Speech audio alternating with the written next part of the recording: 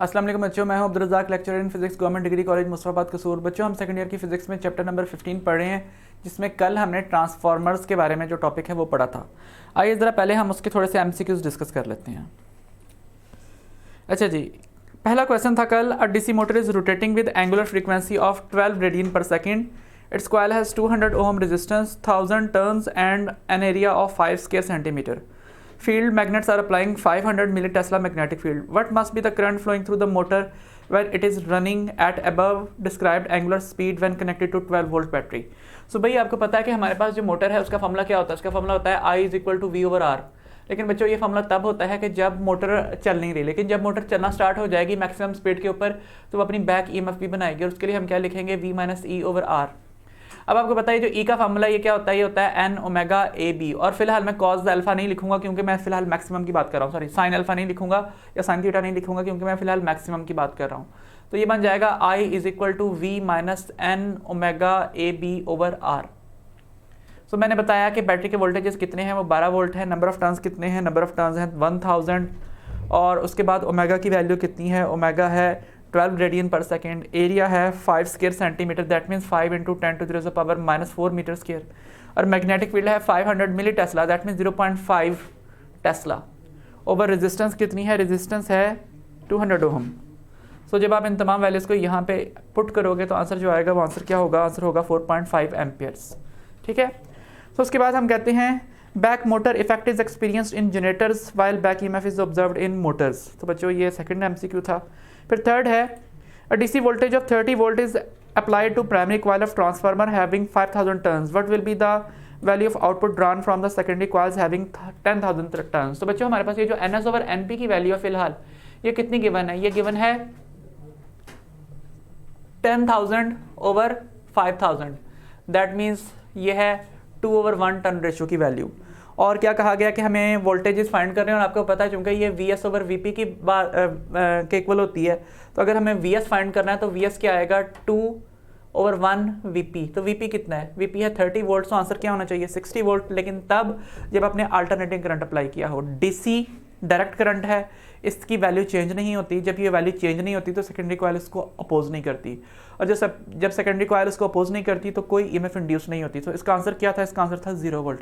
DC transformers पे काम नहीं करता। ठीक है। What is the correct formula? अच्छा बच्चों, अब इस करेक्ट फार्मूले की तरफ आते हैं। इरेज कर रहा हूँ।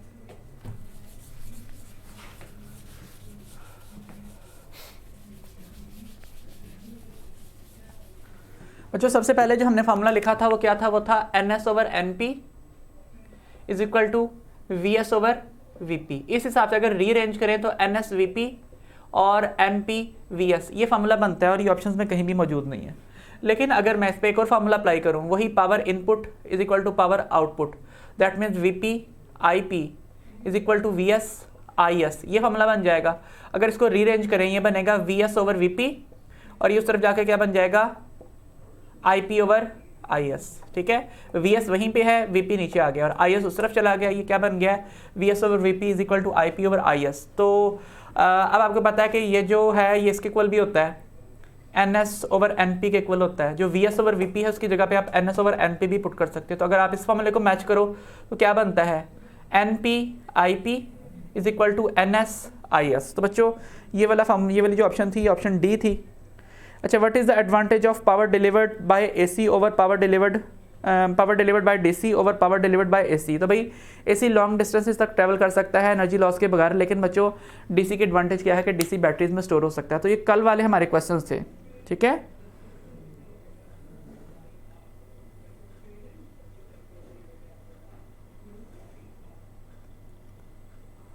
ओके बच्चों, यहाँ तक हमने बात की MCQs की। अब हम आते हैं अपने जो है वो कुछ एग्जाम्पल न्यूमेरिकल्स रहते हैं, पहले वो करते हैं और उसके बाद हम एक्सरसाइज स्टार्ट कर देंगे। ठीक है।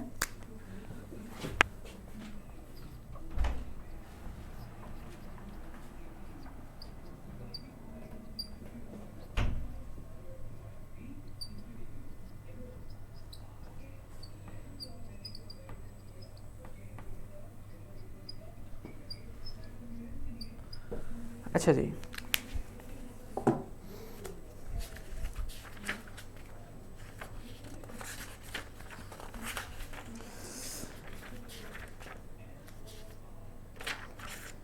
अच्छा जी, अब हम आते हैं अपनी एग्जांपल 15.3 पे, जो कि पेज नंबर 92 के ऊपर मौजूद है।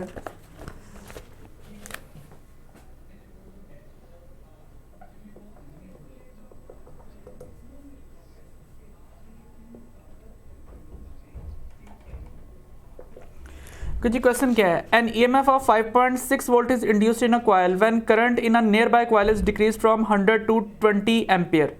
तो बच्चों यहाँ पे जो हमारे पास वो वैल्यू है सेकेंडरी के अंदर ईएमएफ इंड्यूस्ड की, वो कितनी है, वो है 5.6 वोल्ट। और जो करंट है वो इनिशियल वैल्यू उसकी कितनी है, इनिशियल वैल्यू है 100 एम्पियर, और फाइनल वैल्यू कितनी है, फाइनल वैल्यू है 20 एम्पियर। तो इसका मतलब है जो चेंज इन करंट है डेल्टा आई, वो क्या होगा, वो होगा I F minus I initial, that means 20 minus 100, और आंसर कितना होगा, आंसर होगा माइनस 80 एम्पियर्स इन 0.02 सेकेंड। तो जो डेल्टा टी की वैल्यू है वो कितनी है, वो है 0.02 second. What is the mutual inductance of two coils. तो सबसे पहले पूछा गया है कि यहाँ पे जो है म्यूचुअल इंडक्टेंस की वैल्यू बताइए। Required is mutual inductance M, और उसके बाद क्या पूछा गया, उसके बाद पूछा गया है if the secondary coil has 200 turns find the change in flux during this interval. तो उस वक्त आपने क्या करना है, डेल्टा फाई को फाइंड करना है, ठीक है। सो सेकेंडरी के अंदर ही हमने जो है चेंज इन फ्लक्स को फाइंड करना है, तो इसे डेल्टा फाई एस लिख लेता हूँ। ये भी पूछा गया तो चलो इसे आगे कर लेते हैं, यहाँ पे लिख लेते हैं delta phi S is the question mark. So solve करते हैं बच्चों। जो म्यूचुअल इंडक्शन का फार्मूला है वो क्या है, वो है E S is equal to minus M delta I P over delta T. और आपको पता है कि यहाँ पे नियर बाय कॉइल की बात हो रही थी, तो ये प्राइमरी के अंदर चेंज इन करंट का फार्मूला है, ठीक है। सो इस हिसाब से ये फार्मूला क्या बनता है, ये फार्मूला बन जाता है E S is equal to minus, चलो क्योंकि हमें एम फाइंड करना है तो एम फाइंड करने के लिए मैं इस फार्मूले को रीअरेंज कर लेता हूँ। ये बन जाएगा minus E S over delta I P over delta T. So M क्या होगा, एम होगा माइनस 5.6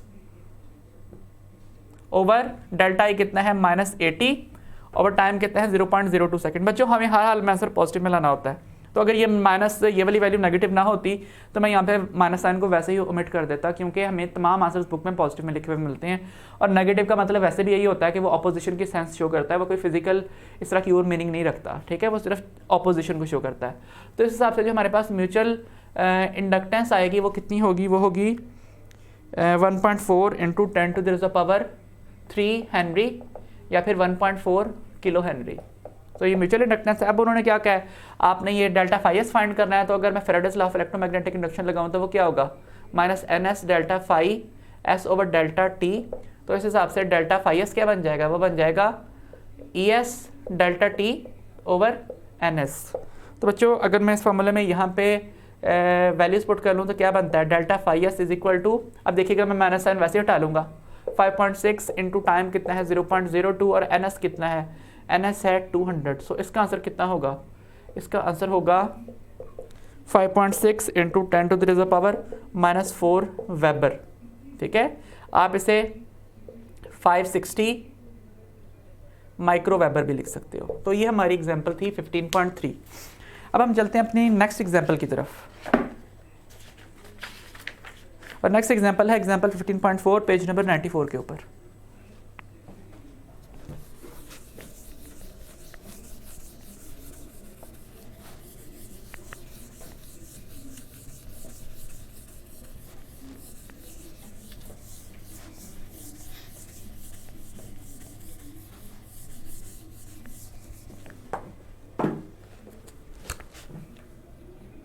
नेक्स्ट एग्जांपल है एग्जांपल 15.4।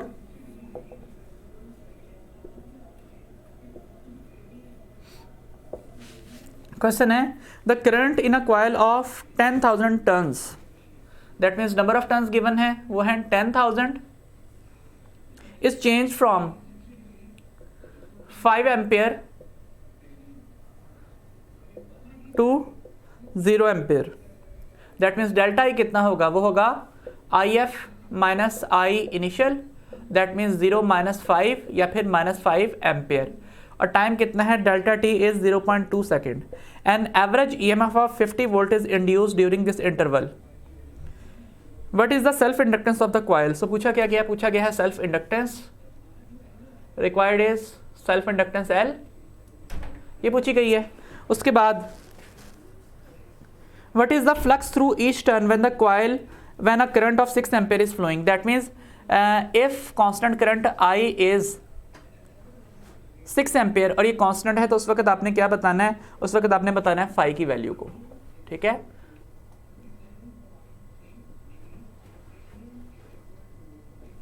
तो I के केस में आपने फाई की वैल्यू को बताना है। तो सॉल्व कर लेते हैं। सेल्फ इंडक्शन का जो सेल्फ इंड्यूस्ड ईएमएफ है उसका फॉर्मूला लगाते हैं, is equal to minus L delta I over delta T. तो अगर आपने एल फाइंड करना है तो ये होगा minus E over delta I over delta T. So ये बन जाएगा इज इक्वल टू, क्योंकि सेल्फ इंड्यूस्ड ईएमएफ है यहाँ पे ई एल लिख देते हैं। इसकी वैल्यू कितनी है, इसकी वैल्यू है 50 वोल्ट और डेल्टा आई कितना है, डेल्टा आई है -5 और जो टाइम की वैल्यू है वो है 0.2। सो इस हिसाब से जो आंसर होगा वो क्या होगा, वो होगा 2 हेनरी। सो ये हमारी सेल्फ इंडक्टेंस है। अब उसके बाद हमें फाई फाइंड करना है, तो वो फॉर्मूला लगा लेते हैं N phi is equal to L I वाला। क्योंकि कांस्टेंट फ्लक्स है, चेंज इन फ्लक्स नहीं पूछा, तो हम सिर्फ वही फॉर्मूला लगा सकते हैं जिसमें तमाम वैल्यूज कांस्टेंट हों। तो यहाँ पे एल की वैल्यू 2 है, करंट 6 एम्पेयर है और नंबर ऑफ टर्न्स कितने हैं, 10,000 है। तो इस हिसाब से आंसर क्या आएगा, 12 × 10 की पावर -4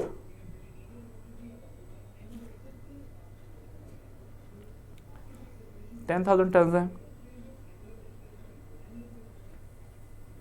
सॉरी, जो टर्न्स हैं वो 1000 है। सो यहाँ पे हम 1000 टर्न्स लिखते हैं, तो इस हिसाब से आंसर क्या होगा, 12 × 10 की पावर -3 वेबर, और जब मैं एक पॉइंट पीछे ले जाऊंगा तो ये बन जाएगा -2 वेबर। सो ये हमारी एग्जांपल थी 15.4।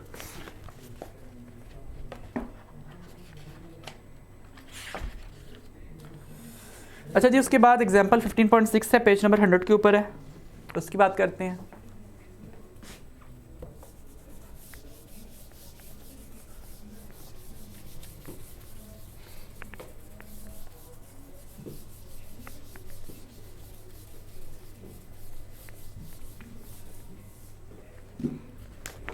एग्जाम्पल 15.6 है और वो क्या है, N alternating current generator operating eight 50 hertz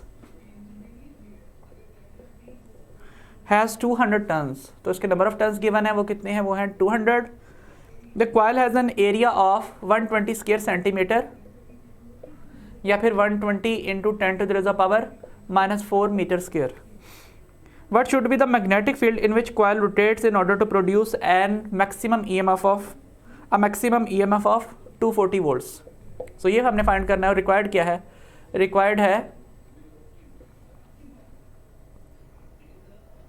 magnetic field strength, B find करनी है।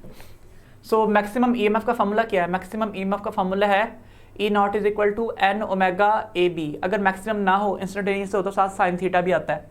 अब बच्चों यहाँ पे हमें बी फाइंड करना है, तो ये बन जाएगा E0 ओवर n ओमेगा ए, और फर्दर आप ओमेगा की जगह पे लिख लोगे 2πf इंटू ए। चूँकि ओमेगा एंगुलर फ्रीक्वेंसी, उसकी जगह पे 2πf लिख सकते हैं। फर्स्ट ईयर चैप्टर 7 में पढ़ा हुआ है आपने। सो बी का आंसर क्या होगा, वो होगा 240 over n 200 into 2 into 22/7 into 50 into 120 into 10⁻⁻4। So B will be 0.32 tesla और 320 मिली टेस्ला। ये हमारी एग्जांपल हो गई 15.6। अच्छा, अब हम आ रहे हैं एग्जांपल 15.7 के ऊपर।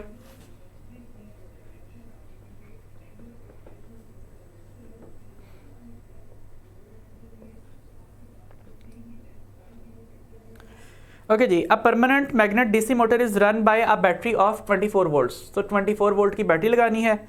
The coil of motor has a resistance of 2 ohms. तो 2 ओहम इसकी रेजिस्टेंस है कॉइल की।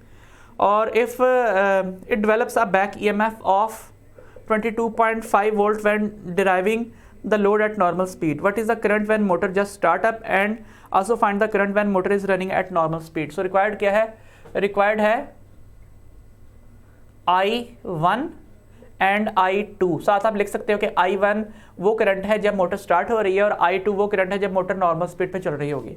तो सॉल्व करते हैं। सबसे पहले ओम्स लॉ लगाइए। ओम्स लॉ के मुताबिक जो करंट फ्लो करेगा वो क्या होगा, वो होगा V ओवर R के इक्वल। उसमें वैल्यूज पुट करते हैं, क्या बनेगा, I1 is equal to 24 volt over 2 ohm, तो इनिशियली जो करंट होगा वो होगा 12 एम्पियर। सो बच्चों इससे मोटर जल भी सकती है, इसलिए इससे बचने के लिए आप किसी मोटर के साथ एक कैपेसिटर लगाते हो। लेकिन जब मोटर फुल स्पीड गेन कर लेती है तो उस वक्त जो करंट की वैल्यू होती है वो V minus E over R होती है। दैट मीन्स अब नेट वोल्टेज कम हो जाता है। सो अब क्या आएगा, अब आएगा I2 की जगह पे, I2 के सामने 24 माइनस 22.5 ओवर 2, ये कितना बनेगा 1.5 ओवर 2। दैट मीन्स I2 कितना होगा, I2 होगा 0.75 एम्पियर्स। तो बच्चों ये हमने एग्जाम्पल 15.7 कर ली।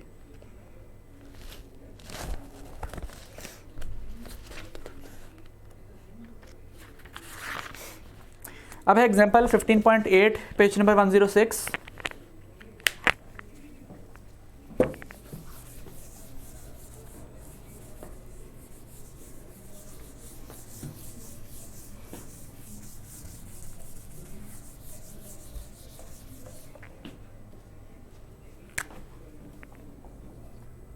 ओके जी, क्वेश्चन है the turn ratio of a step up transformer is 50। That means NS over NP कितना है, वो है 50 over 1। A current of 20 ampere is pass through primary coil. That means IP कितना है, IP है 20 ampere at 220 volts. That means जब VP की value 220 volts हो। Obtain the value of voltage and current in the secondary coil assuming that the transformer is ideal. So required क्या है, required है IS and VS। ये दोनों चीजें हमें फाइंड करनी है।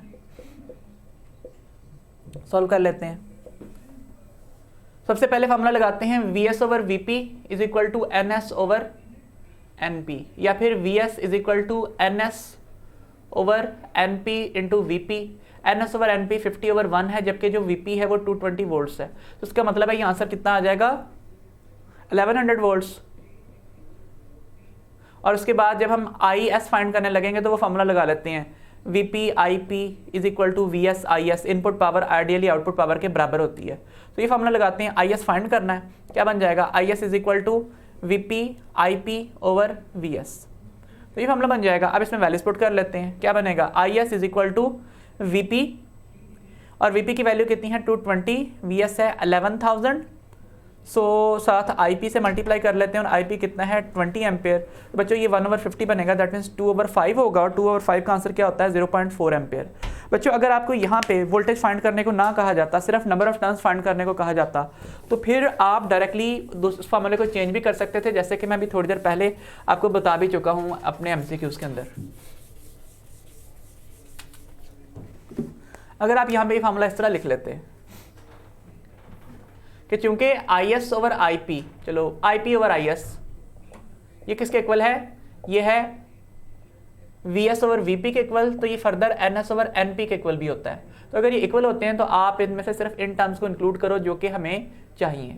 तो अगर आपको अब यहाँ पे IS फाइंड करना है तो IS उधर ले जाएं, ये बन जाएगा NS over NP into IS is equal to IP। So ये दोनों टर्म्स इस तरफ आएंगे, क्या बनेगा NS over NP into IP is equal to IS। तो ये बन जाएगा। सो IS का आंसर क्या आएगा, IS का आंसर आएगा 50 इंटू IP, और IP कितना है, अच्छा ये उस तरफ जाके क्या बनेंगे, उस तरफ जाके बनेंगे NP ओवर NS। तो ये चूंकि दोनों टर्म्स उस तरफ गई हैं, NP ओवर NS बन जाएंगी। सो इस हिसाब से जो आंसर होगा वो क्या होगा 1 ओवर 50 इंटू IP, और IP कितना है 20। सो अगेन 2 ओवर 5 आएगा, जिसका आंसर क्या होगा 0.4 एम्पियर। सो बच्चों यहाँ तक हमने एग्जाम्पल्स कर ली हैं। अब हम आ रहे हैं अपने एक्सरसाइज क्वेश्चंस की तरफ, शॉर्ट क्वेश्चंस की तरफ आ रहे हैं।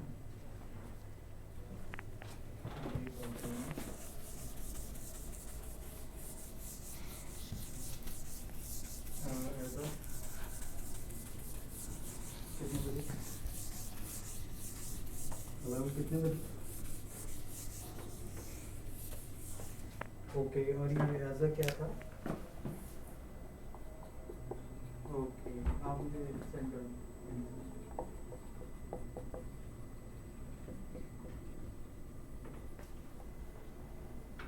ओके जी, एक्सरसाइज शॉर्ट क्वेश्चन करने हैं, जिसमें पहला क्वेश्चन जो है वो ये है कि 15.1 page number 107, does the EMF induced EMF in a circuit depend on the resistance of the circuit, does the induced current depends upon the resistance of circuit. तो बच्चों ये हमने चैप्टर स्टार्ट करते हुए पढ़ा था कि जो EMF है वो डिपेंड करती है लेंथ पे, नंबर ऑफ टर्न्स पे, एरिया पे, इसके अलावा स्पीड पे, चेंज इन फ्लक्स पे, चेंज इन करंट पे, और इस तरह की क्लोजनेस ऑफ कॉइल्स पे, ठीक है, ओरिएंटेशन पे, इस तरह की बहुत सारी चीज़ों के ऊपर जितने फार्मूलाज हमने ईएमएफ के पढ़े तमाम फैक्टर्स यहाँ पर डालोगे तो मुख्तलिफ फैक्टर्स आ जाएंगे।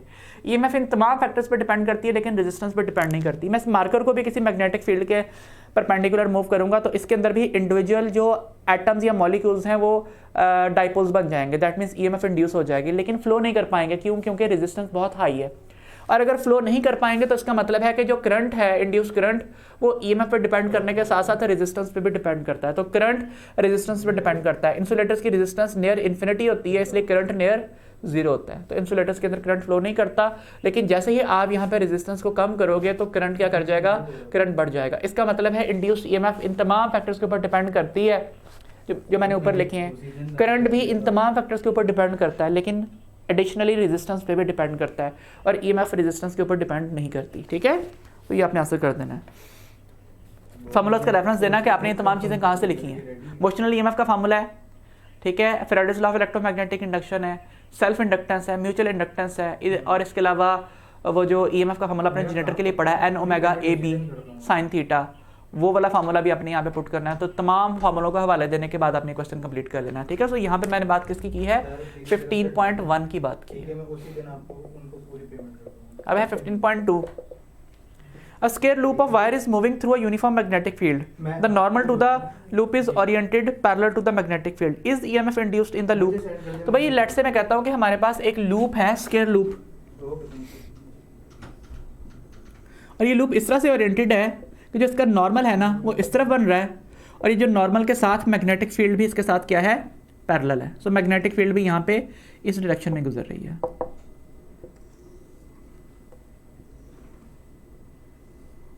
तो ये मैग्नेटिक फील्ड है।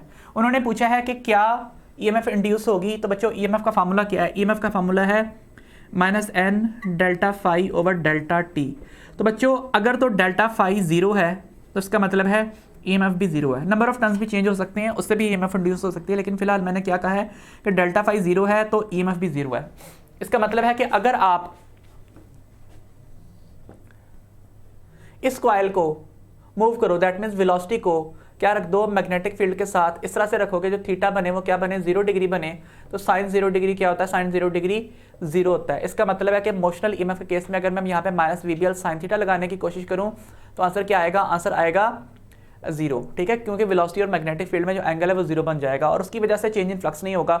जो दो लाइनें अभी मैंने गुजरती हुई शो की हैं, अगर मैं इस कॉइल को यहाँ पे इस तरफ मूव करना स्टार्ट कर दूँ या इस तरफ मूव करना स्टार्ट कर दूँ तो कोई ईएमएफ इंड्यूस नहीं होगी, क्योंकि फ्लक्स चेंज नहीं हो रहा। और फ्लक्स चेंज नहीं हो रहा तो इसका मतलब है कि जो है वो बेशक फ्लक्स मौजूद है, फ्लक्स है, phi is equal to B A cos theta, ये चीज़ मौजूद है, लेकिन डेल्टा फाई क्या है? डेल्टा फाई है 0। उसकी वजह क्या है कि आपने इसको parallel to the magnetic field move किया। लेकिन अगर आप इसको perpendicular to magnetic field move करते हो तो फिर यहाँ पे डेल्टा जो फाई है वो 0 नहीं होगा। ठीक है, तो ये अगला केस है कि डेल्टा फाई 0 नहीं होगा अगर वेलोसिटी वर्सेस मैग्नेटिक फील्ड जो एंगल बनता है थीटा वो 90 डिग्री हो जाए। दैट मीन्स वो सिर्फ 0 ना हो, कोई भी और एंगल हो लेकिन 0 ना हो। ठीक है, 180 डिग्री भी ना हो, 0 ना हो, 180 डिग्री ना हो, कोई भी और एंगल हो। तो उस वक्त अगर आप इस लूप को मैग्नेटिक फील्ड के परपेंडिकुलर मूव करते हैं तो डेल्टा फाई 0 नहीं आएगा। डेल्टा फाई 0 क्यों नहीं आएगा? क्योंकि डेल्टा फाई की वैल्यू कितनी होगी? डेल्टा फाई की वैल्यू होगी B A cos of theta, और उसमें यहाँ पे चेंज क्या हो रहा होगा? यहाँ पे मैग्नेटिक फील्ड चेंज हो रही होगी, क्योंकि आप इस कॉइल को मैग्नेटिक फील्ड के परपेंडिकुलर मूव करोगे तो जो पहले दो लाइंस गुजर रही हैं वो नहीं गुजरेंगी, जो यहाँ पे दो लाइंस है वो आ जाएंगी, फिर उसके बाद यहाँ वाली दो लाइंस आ जाएंगी, और इस तरीके से मैग्नेटिक फील्ड चेंज हो रही होगी और मैग्नेटिक फ्लक्स भी चेंज होगा। सो इसलिए अगर आप किसी कॉइल को मैग्नेटिक फील्ड के पैरेलल मूव करते हो तो ईएमएफ इंड्यूस नहीं होगी, लेकिन अगर परपेंडिकुलर मूव करते हो तो फिर ईएमएफ इंड्यूस हो जाएगी। रेफरेंस दे देना इस फार्मूले का और मोशनल ईएमएफ का, दोनों का। ठीक है, सो जो उस फार्मूले में कॉस थीटा है वो मैग्नेटिक फील्ड और नॉर्मल टू द एरिया के अंदर है। ठीक है, सो बच्चों इसका काम, ये जो यहाँ पे कॉस थीटा के अंदर एंगल है, इसका काम सिर्फ इस प्लेसमेंट में है।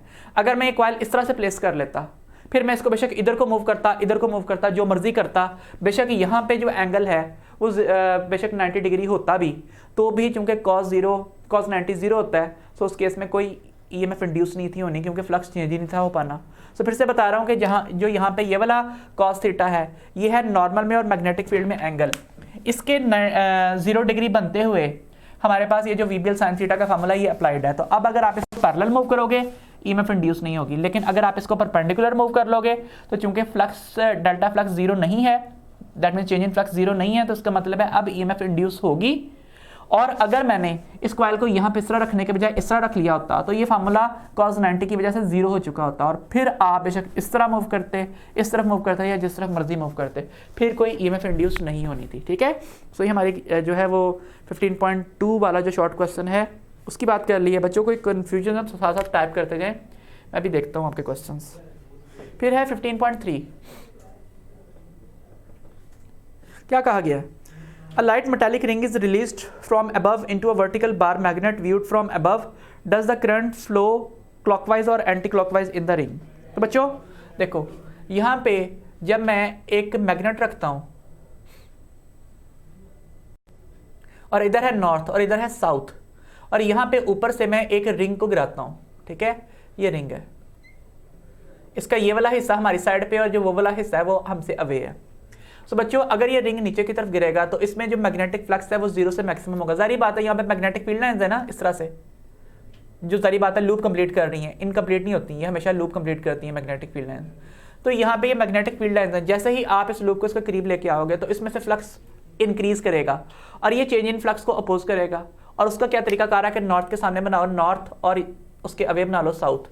अब अगर नॉर्थ नीचे की तरफ है तो यहाँ पे करंट इस तरह से घूमना है, और अगर आप इस करंट को, इसको रिंग को ऊपर से देख रहे हो तो जब आप इस डायरेक्शन को देखोगे तो ये डायरेक्शन आपके लिए कौन सी है? ये डायरेक्शन आपके लिए है क्लॉकवाइज। ठीक है, तो जब ये कॉइल नीचे की तरफ गिर रही होगी तो उसका मतलब क्या है? उसका मतलब ये है कि नॉर्थ के सामने नॉर्थ बनेगा और इस तरह करंट घूमेगा, और वो करंट को अगर आप अपवर्ड देखते हो, ऊपर से देखते हो, व्यूड फ्रॉम अबव करते हो, तो उस वक्त ये क्लॉकवाइज करंट घूम रहा होता है। और जब ये वाली कॉइल घूम के यहाँ पे इस जगह पे आ चुकी होगी, ये वाला हिस्सा हमारी तरफ वाला है, सो अब चूंकि साउथ से दूर जा रही है तो यहाँ पे बन जाएगा नॉर्थ और यहाँ पे बन जाएगा साउथ। अब करंट ने इस तरह से घूमना है, और अगर आप अभी भी इसके ऊपर से यहाँ से देखोगे तो अब करंट क्या होगा? अब करंट होगा एंटी क्लॉकवाइज। तो यहाँ पे जो है आपने इस तरीके से इसका आंसर कर देना है। ठीक है, अच्छा यहाँ पे मैं आपको सजेस्ट करूंगा कि आपने यूट्यूब के ऊपर एक वीडियो सर्च करनी है और वो है magnet falling through a coil या ring, magnet falling through a ring. तो आप लोगों को वहाँ पे नजर आएगा कि किस तरीके से एक रिंग के अंदर जिसमें करंट घूम सकता है, जब उसमें मैग्नेट ड्रॉप किया जाता है तो बजाय मैग्नेट ग्रेविटेशनल एक्सेलरेशन से गिरे वो बहुत स्लोली इस कॉइल के अंदर से मूव करता हुआ आता है। सो उससे क्या पता चलता है? उससे ये पता चलता है कि वो जो कॉइल है वो अपने अंदर करंट घुमा के उस चेंज इन फ्लक्स को अपोज कर रही है और मैग्नेट को फुल स्पीड से नहीं गिरने दे रही। ठीक है, सो आपने सर्च क्या करना है? आपने सर्च करना है magnet falling through a ring. तो उसके बारे में जो एक दो टॉप वीडियोज़ आएंगी वो आप ज़रा देखिएगा ताकि आपको पता चले कि वाकई ये जो ईएमएफ इंड्यूस होती है ये अपने कॉज को अपोज करती है। ठीक है, सो ये हमने 15.3 कर लिया है। नेक्स्ट क्वेश्चन करने से पहले ज़रा मैं आपके क्वेश्चंस देख लूँ अगर कोई क्वेश्चंस हैं।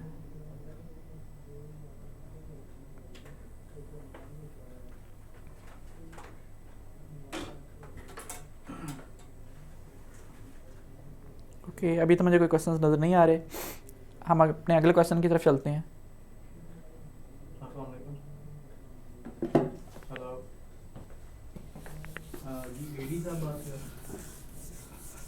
मैंने अभी उनको बोला था, उनका नाम मैं भूल गया, 24 के इवेंट के लिए टूवन बुक करवाया था मैंने। मुझे ना आप आवाज़ नहीं आ रही आपकी, मैं आपको 5 मिनट बाद कॉल करता हूँ। ओके जी, 5-10 मिनट बाद कॉल करेंगे। यहाँ पे दो कॉइल्स बनाई गई हैं, एक प्राइमरी और सेकेंडरी, और उन्हें किसी सेम टाइप के जो कोर के ऊपर वाइंड किया गया। तो मैं भी सेम उसी सेंस को यूज़ करते हुए यहाँ पे वायरस को वाइंड करता हुआ शो कर देता हूँ सबसे पहले। तो ये हमारी पहली कोर है और ये है नेक्स्ट कोर।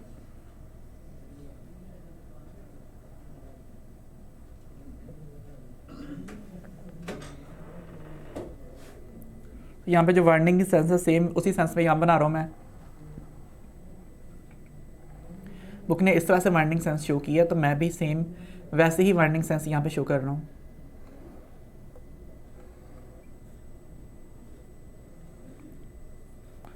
यहाँ पे इस जगह पे स्विच लगा हुआ है एक, और उसके बाद इधर लगी हुई है बैटरी। ठीक है, उसके बाद सेम इसी सेंस में सेकेंडरी कॉइल के अंदर भी जो है वो वाइंडिंग शो की गई है।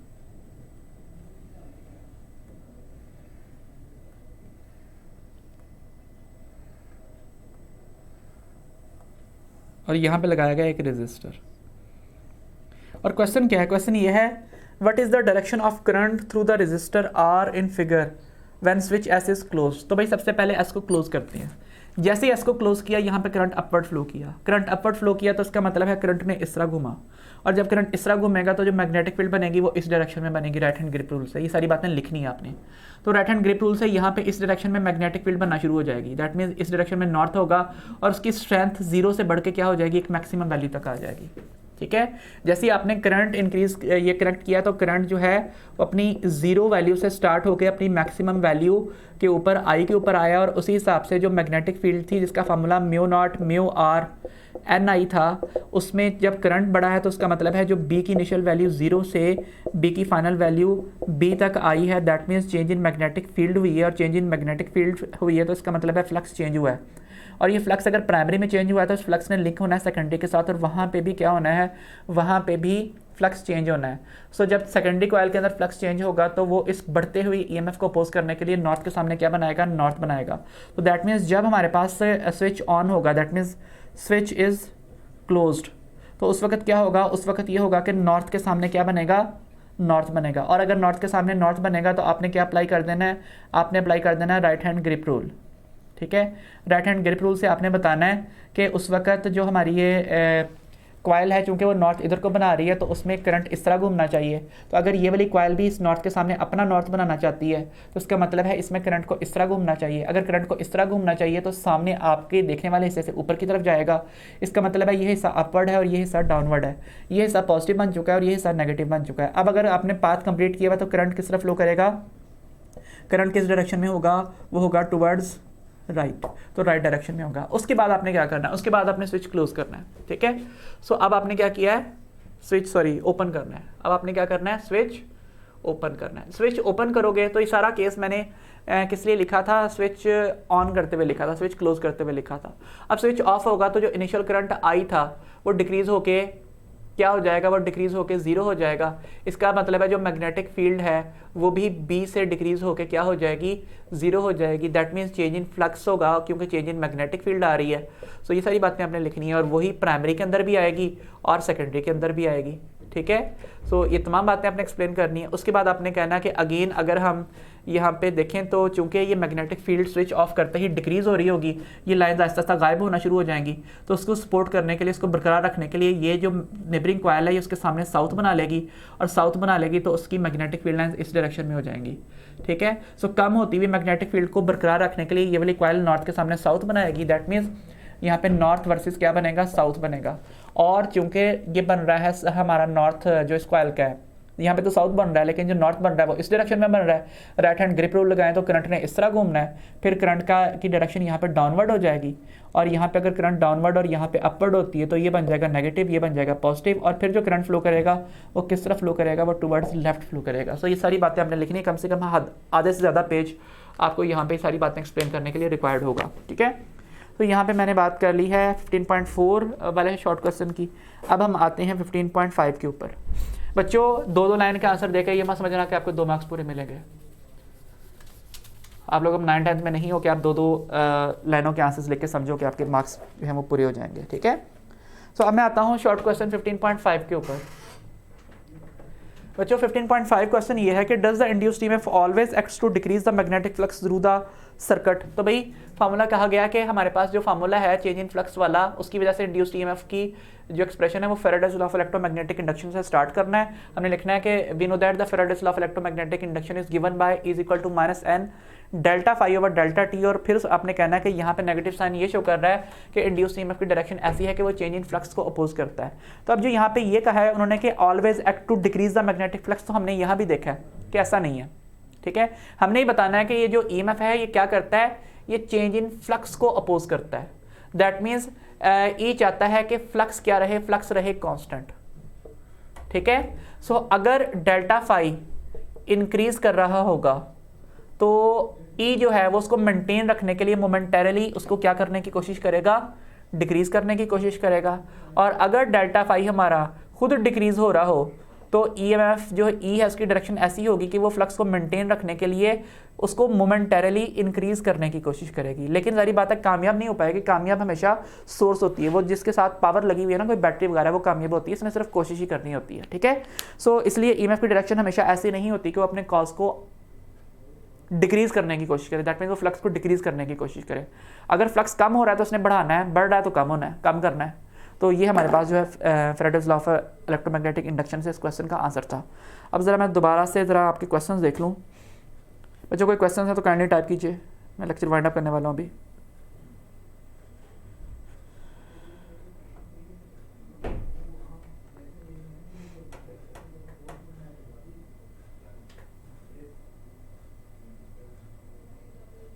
ज़िरवा कह रही 15.2 समझ नहीं आया तो बेटा दोबारा सुन लेना।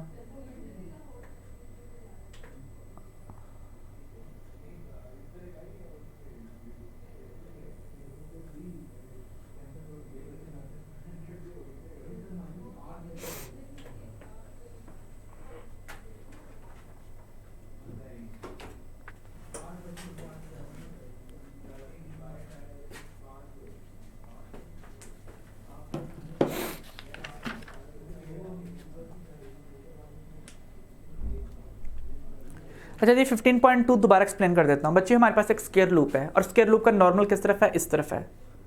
तो बच्चों मैग्नेटिक फील्ड किस तरफ है, मैग्नेटिक फील्ड इस डायरेक्शन में अप्लाइड है, ठीक है। इसका नॉर्मल मैग्नेटिक फील्ड के साथ पैरेलल है, ये स्टेटमेंट दी गई है। तो उन्होंने कहा है कि आप जब इसको मूव करोगे तो क्या इसके अंदर EMF इंड्यूस होगी या नहीं। तो बच्चों अगर तो आपने इसको इस तरह मूव किया तो जितनी मैग्नेटिक फील्ड लाइन, अगर एक मैग्नेटिक फील्ड लाइन इसमें से गुजर रही है तो जहाँ मर्जी जाओगे वो एक फील्ड लाइन ही वहाँ से गुजरनी है, फ्लक्स चेंज नहीं होना। तो इसलिए अगर आप इस कॉइल के नॉर्मल को मैग्नेटिक फील्ड के साथ इस तरह रखते हुए अगर आप मैग्नेटिक फील्ड के पैरेलल मूव करते हो तो कोई EMF इंड्यूस नहीं होनी।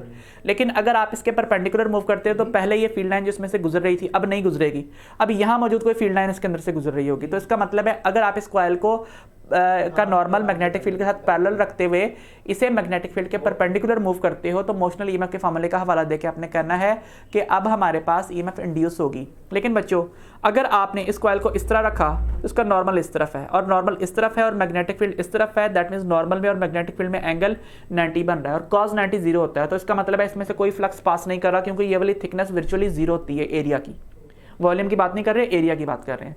तो ये वाली थिकनेस जीरो है, नॉर्थ में और मैग्नेटिक फील्ड में एंगल 90 है, फ्लक्स जीरो है।